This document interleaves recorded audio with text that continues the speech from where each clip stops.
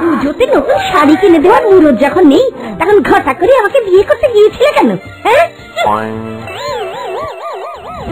এই এক শাড়ি আমি বছরের পর বছর পরতে পারবো না।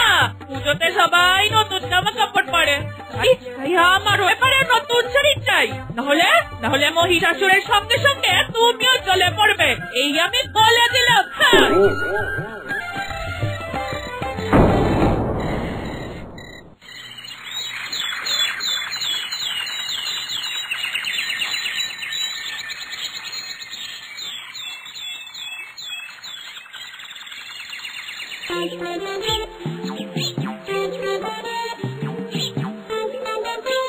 ওই তো অনন্তরাম এসেছে।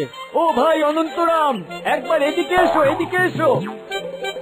কি ব্যাপার চাষি ভাইরা, আজ তোমরা মাঠে চাষ না করে এখানে বসে গল্প করছো যে? গল্প নয় ভাই, বিপদ থেকে বেরিয়ে আসার উপায় খুঁজতেছি। সে কি, কিসের বিপদ? বিপদের নাম বউ।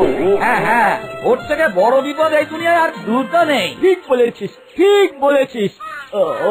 কাল রাতে বউ আমাকে এত অপমান করেছে যে এখনো পুরোটা হজম হয়নি। বলে কিনা আমার নাকি নতুন শাড়ি কিনে দেওয়ার মুরদ নেই। ওদিকে তো আমার বউয়ের থেকে এক কাঠি উপরে আমার মেয়ে, তার আবার পুজোয় নতুন জামা চাই, না কিনে দিলে কেঁদে মাঠ ভাসিয়ে দেবে। আর আমার বউ বলে কিনা পুজোতে নতুন শাড়ি কিনে না দিলে মহিষাসুরের সঙ্গে আমাকেও বিসর্জন দেবে।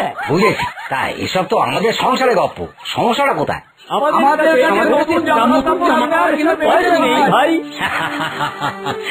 সংসারের হাজার একটা ঝামেলা, এই জন্যই তো আমি বিয়ে করিনি, একা মানুষ সুখে আছি।